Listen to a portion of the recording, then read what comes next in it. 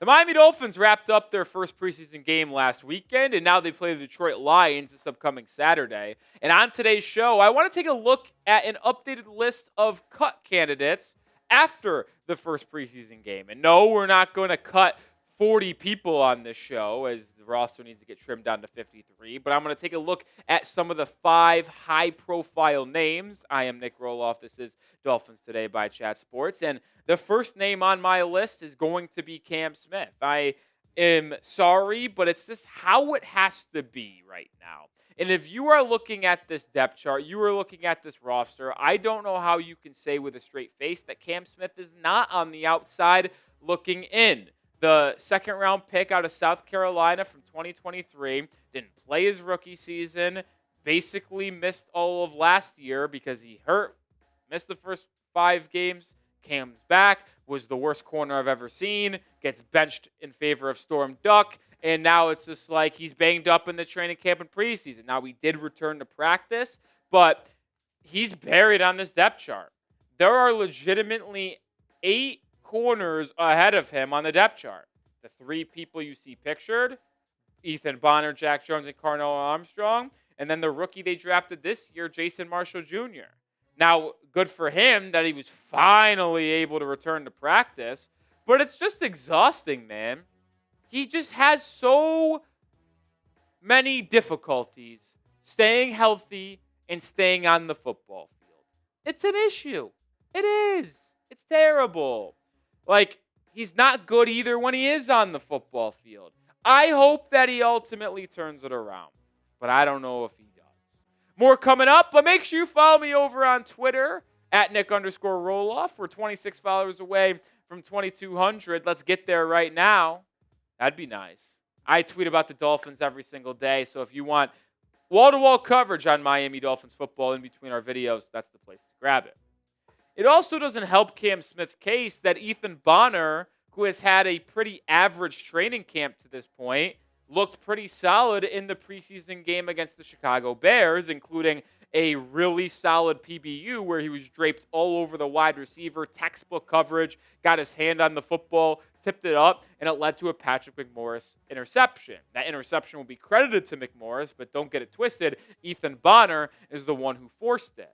And if I'm projecting what 6 corners Miami ultimately keeps, it's going to be Storm Duck, Mike Hilton, and Kendall Sheffield, who are the projected starters right now. Now, would I start Jack Jones over Kendall Sheffield? Yeah, I probably would. But the point stands that they like what they've seen from Sheffield early in camp, and I can't deny it. He's looked pretty solid. And with Bonner playing well, I think he has the edge over Keon Smith right now, assuming the Dolphins keep 6 true corners, because they're not going to cut Jason Marshall Jr. after drafting him in the 5th round. That's where I think things stand at the corner room. We'll see, but Keon Smith's on the outside looking in. We've had Channing Tindall on this cut candidate list all offseason long, and it was just reaffirmed after the preseason game against the Bears because, my goodness, was it terrible on Sunday. Like Keon Smith, I think it's time to end the experiment. Former 3rd-round pick in 2022 has just not been good. He's never been able to find his stride in the National Football League. He was on the 53-man roster last year, was a healthy scratch almost every week. In the couple games that he was active, all he did was play on special teams. And when I talk about how rough it was for Tindall on Sunday, he was the 2nd lowest graded defender on Pro Football Focus from the Dolphins roster in the first preseason game. He was horrible, and it was especially bad in coverage. I mean, I think I could have routed Channing Tindall up on Sunday. He was targeted 5 times and allowed 4 completions. The part that is the most concerning, the 24 yak. That's not good, man. 15 QB rating when targeted. Tindall was absolutely terrible. I'll never forget, I know he was guarding a slot receiver, but I think it was Jade Walker from Chicago, number 20, just ran a slant right in front of Tindall's face and cooked his ass for a gain of 16 to get the Bears inside the 5-yard line. And that's the thing that Channing is known for, is his athletic profile. Just keep 4 linebackers, man. I'm cool keeping 4 inside guys. Dodson, Brooks, Britt, Willie Gay. I don't need another one. I've thought and projected that maybe Eugene Asante can make this football team as a UDFA. But the truth is, just keep 4 linebackers and then use what usually would be a 5th linebacker roster spot on a different position, whether it's safety, corner, D-line, or wide receiver. Don't matter to me, but I'm keeping 4 linebackers. So I think you know where I'm feeling on the linebacker, Channing Tindall. Cutting his ass. Type C for cut, type K for keep. You make the call. It's your turn to make the decision. They put Pharaoh Brown on this list, man. And this is not me. I want this clear. I would cut Channing Tindall and Cam Smith.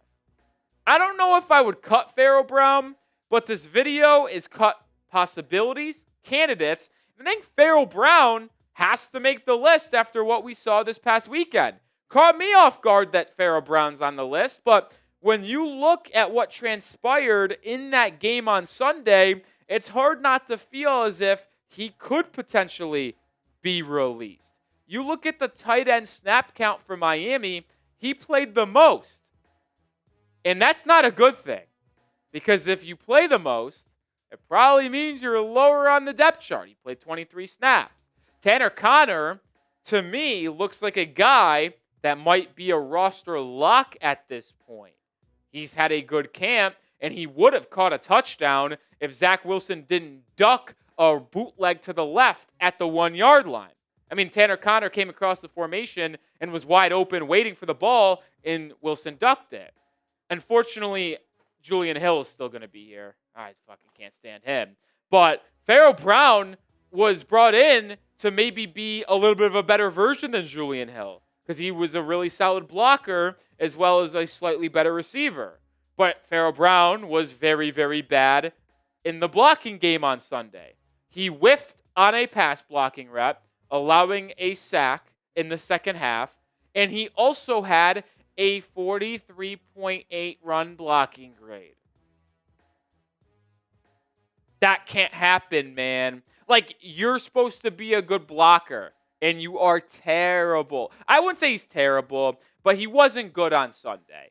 And when Darren Waller comes back, like, how many tight ends is this team keeping? Are they keeping 4? Tell you what, it'd be the worst tight end room in NFL history to keep 4. It would.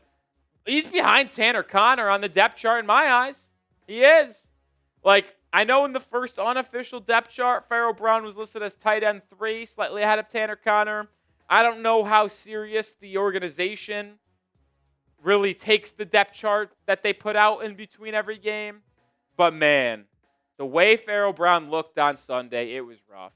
Now, maybe I would feel a little bit differently if Zach Wilson didn't straight up miss him wide open for a touchdown, and instead he dropped it down to, I believe it was Alexander Madison, but not the best showing for Pharaoh Brown. I expected more. Make sure you are subscribed to the channel because we will be live for the Dolphins' second preseason game this upcoming Saturday at 1 p.m. Eastern Time against the Detroit Lions. We'll be live an hour beforehand at noon Eastern Time, 11 a.m. Central Time. Subscribe today and join the channel. Mohamed Kamara makes the list as a new cut candidate. And Aaron fact on me, by the way, over the weekend. I was curious on why we didn't see Mohamed Kamara in that preseason game. Mental error. Forgot that he was in concussion protocol. That's why he didn't play. But when I saw Grayson Murphy play pretty well, I saw, Quinn Bell play pretty well. I just have a hard time feeling like Mohamed Kamara is the roster lock I once thought he was. And I said that Murphy, Bell, and Kamara were all going to be battling for a roster spot. Might be 3 of them fighting for 2. But Grayson Murphy looked pretty damn good on Sunday, man. In his 38 snaps, he had 3 pressures, a sack, a 16.7% pass rush win rate. Like Grayson Murphy, who has made plays throughout OTAs, minicamp, training camp, and now had a really good preseason game. Like, it might ultimately come down to Mohamed Kamara versus Quentin Bell for that 5th edge rusher spot. Like, if the game started tomorrow, I would probably say your 4 edges that I would keep on this roster, just for pure curiosity standpoint: Jalen Phillips, Bradley Chubb, Chop Robinson, and then Grayson Murphy, with leaving that 5th spot up to Mo Kamara or Quinn Bell. Now, do I still think Kamara has a chance to make the team? Yes. Would I give him a second opportunity? Yes, but he has to stay healthy, and he has to put together a pretty solid week of practice, assuming he's cleared and ready to roll for the Saturday preseason game. But pick an edge for me. Which one would you like to see make the Dolphins 53-man roster? Type MK for Mohamed Kamara. Type QB for Quentin Bell. Final cut candidate we're going to talk about on today's show: Keon Smith. And my goodness, was he so bad against the Bears in the first preseason game.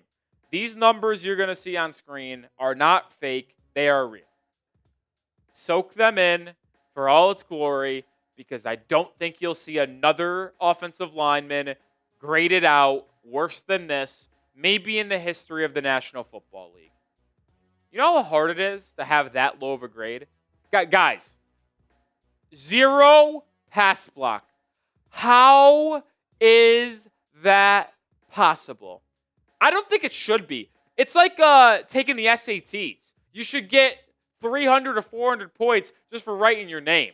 And you should just get a 1 grade for just suiting up in a football game. But allowing 2 sacks, 5 QB 7 pressures? Come on, Keon. The sad part is that there was some buzz, very little, some, that he was playing pretty well in the training camp. Didn't do very well against the Bears. He got abused by the rookie out of Kansas, Austin Booker. And Austin Booker had 3 sacks. People in Chicago are talking about him as a steal of the draft. He ain't no steal of the draft. He just got to play against the worst left tackle in the history of football. Did split time. He played some snaps at right guard, left tackle, right tackle. He's versatile, but boy, did he stink. And that's why he makes the cut candidate list. All right, I'll do it for today's show. Appreciate everybody who hanging out with us today. We'll have a full breakdown of the first Dolphins-Lions joint practice later today. Subscribe and join the channel, and be on the lookout. Don't miss that video coming later.